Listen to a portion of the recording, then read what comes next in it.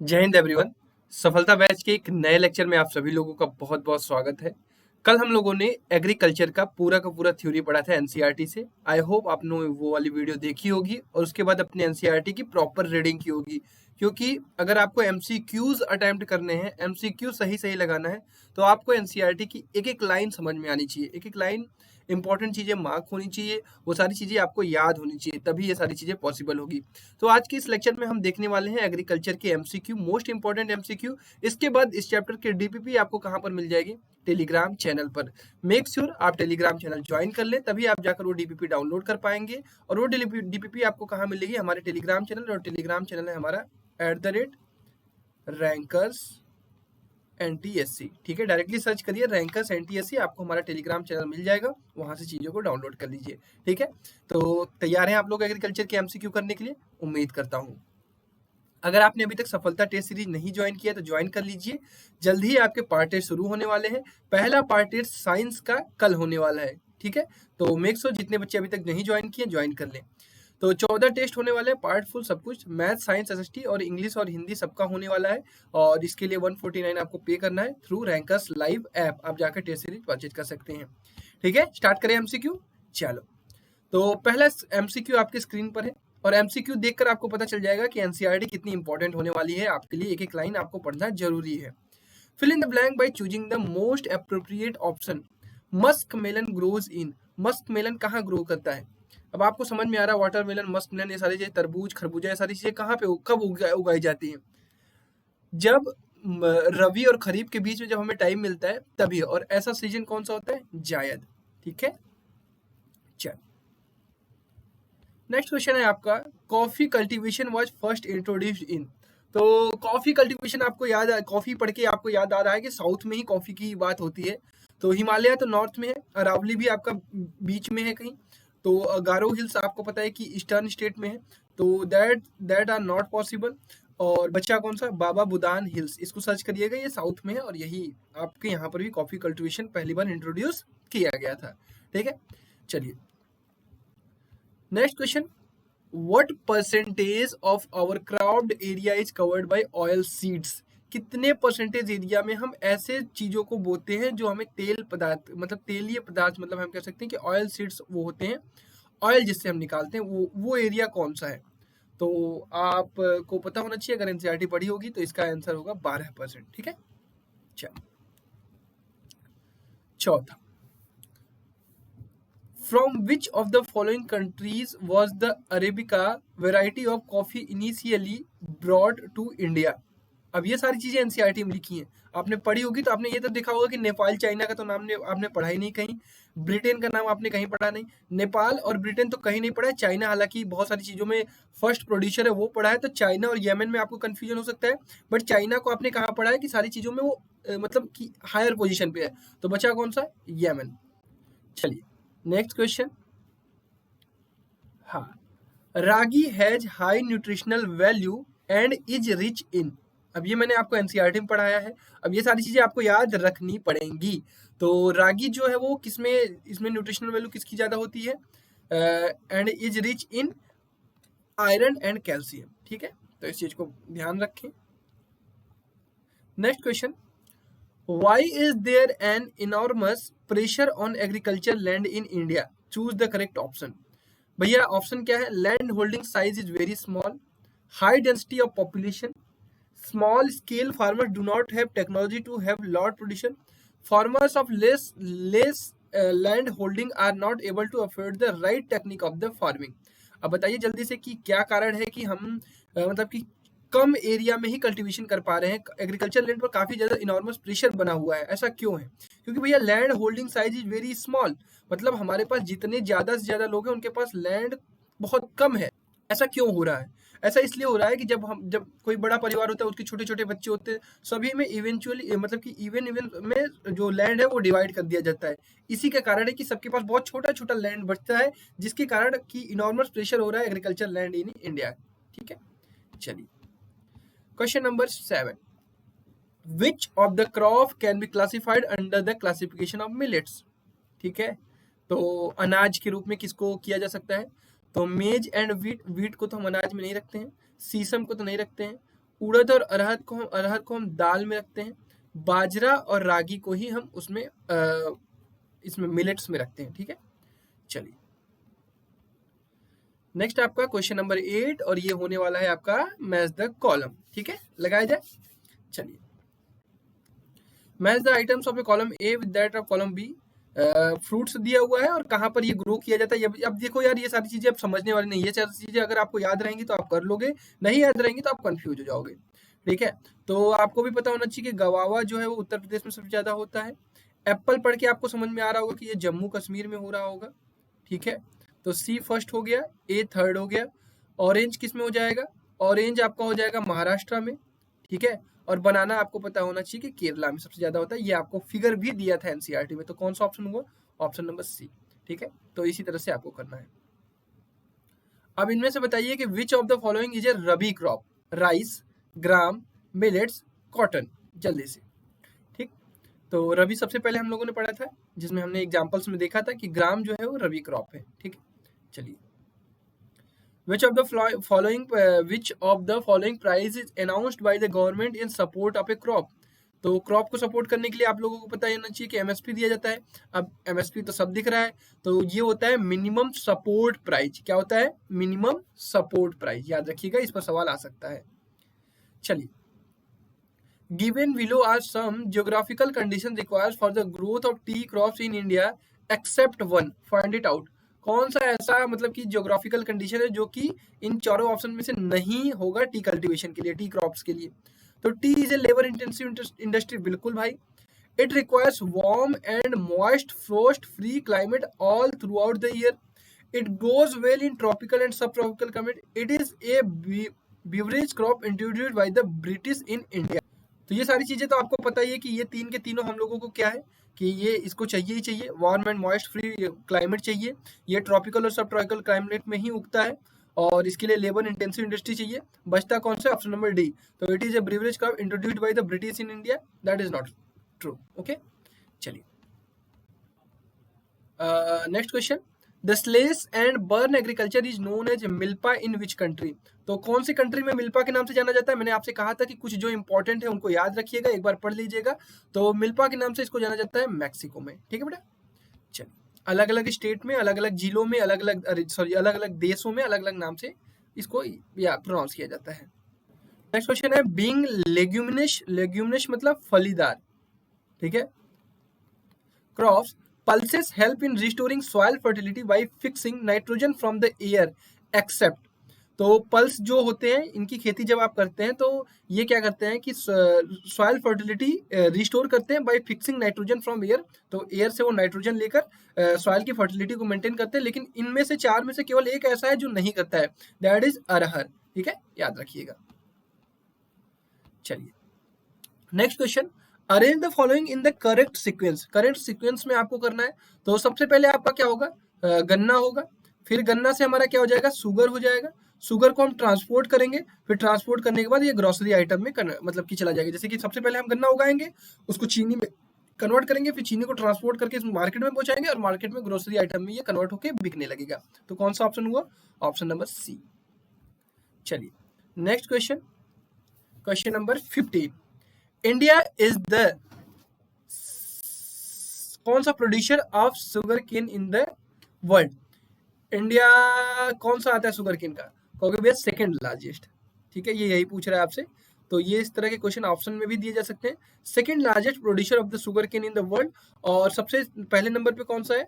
Brazil. Brazil at first, याद रखिएगा। ठीक है, चलिए अगला question, match the following crop from column A with the states these are grown in from column B. तो column A से कॉलम बी में आपको मिलाना है। टी जो है आपको पता ही होगा कि असम में होगा, और शुगर केन आपको पता है कि उत्तर प्रदेश में होगा, गेहूं जो है वो पंजाब में होगा, और कॉफी जो है वो साउथ में कर्नाटका में होगा। तो बहुत ही आसान था, और आई होप आपको भी समझ में आया होगा। चलिए नेक्स्ट क्वेश्चन है आपका, match the following terms. Term है उसकी मीनिंग, हॉरिकल्चर, सेरिकल्चर, रबी क्रॉप्स, खरीफ क्रॉप। तो भैया हॉरिकल्चर आपने पढ़ रखा है कि जो वहाँ पे हम फ्रूट और वेजिटेबल जो उगाते हैं उसे हॉरिकल्चर कहते हैं। और सेरिकल्चर आपने पढ़ा है प्रोडक्शन ऑफ सिल्क। ये सारी चीजें एनसीईआरटी में लिखी हुई हैं। रबी क्रॉप और खरीफ क्रॉप। तो रबी क्रॉप को कब हम उगाते हैं? ग्रोन इन विंटर सीजन, और kharif crop grown with the onset of monsoon. तो बहुत ही इजी क्वेश्चन था और आपने कर लिया होगा। चलिए नेक्स्ट क्वेश्चन, क्वेश्चन नंबर 18। तो आपको चीजें याद रहनी चाहिए कौन कौन सी चीजें कहाँ उगाई जाती हैं, तभी आपका काम हो पाएगा। ठीक है, चल तो भैया कॉटन कहाँ उगाया जाता है?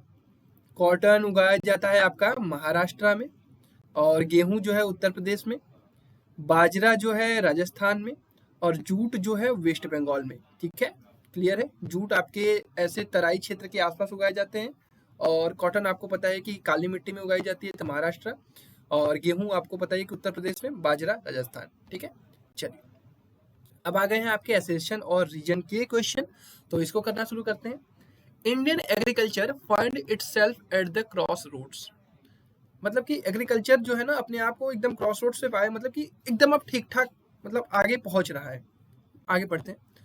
Through the GDP growth rate is increasing over the years, it is not generating sufficient employment opportunity in the country. देखिए एग्रीकल्चर ठीक है, आगे बढ़ी है चीजें, एग्रीकल्चर में हमने क्वालिटी मेंटेन की, हमने फर्टिलाइजर वगैरह का उपयोग किया, बहुत सारी चीजें की है, लेकिन ये भी बात एक सही है कि इन सब सारी चीजों के कारण जीडीपी भी बढ़ी है, लेकिन जीडीपी बढ़ने के कारण हम सफिशिएंट एम्प्लॉयमेंट नहीं जनरेट कर पा रहे हैं।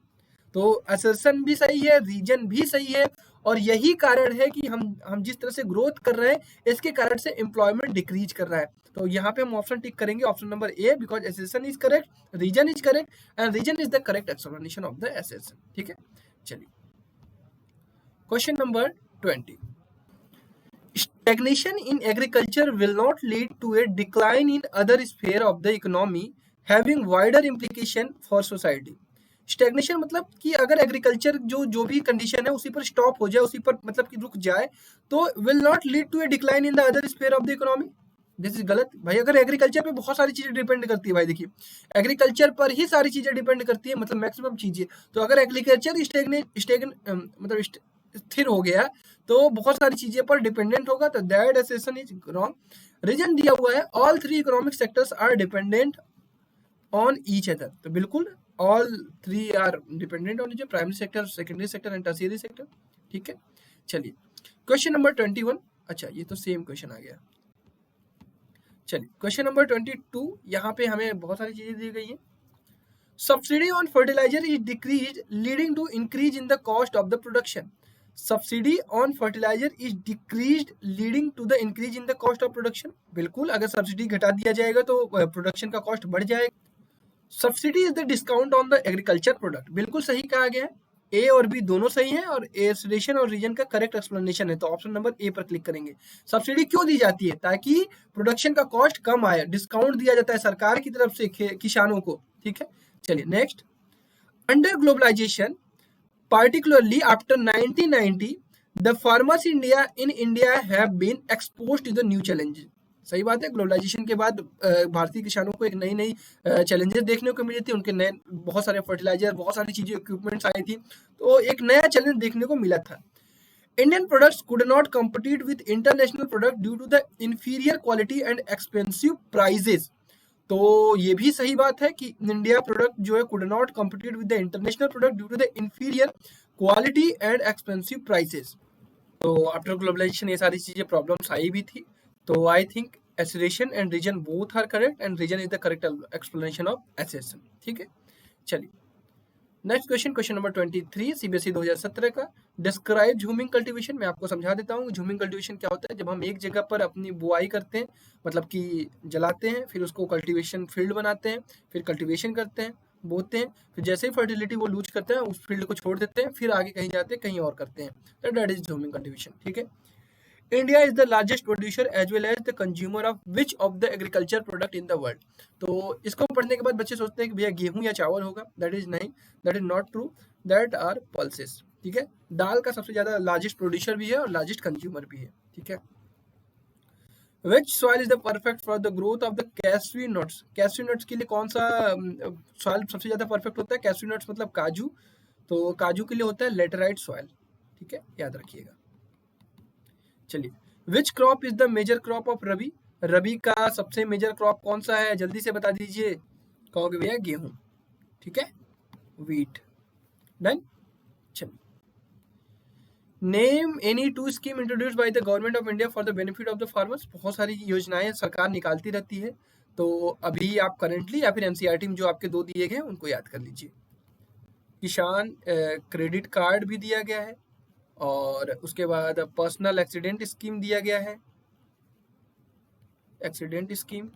और हाल फिलहाल में जो प्रधानमंत्री की तरफ से किसान सम्मान निधि योजना है उसको भी आप लिख सकते हैं, जो 2000 रुपए हर क्वार्टर में, हर 4 महीने में सरकार देती है किसानों को, किसान सम्मान निधि योजना। ठीक है, तो ये भी एक किसानों के लिए बेनिफिट के लिए किया गया है, इसको याद रखिएगा।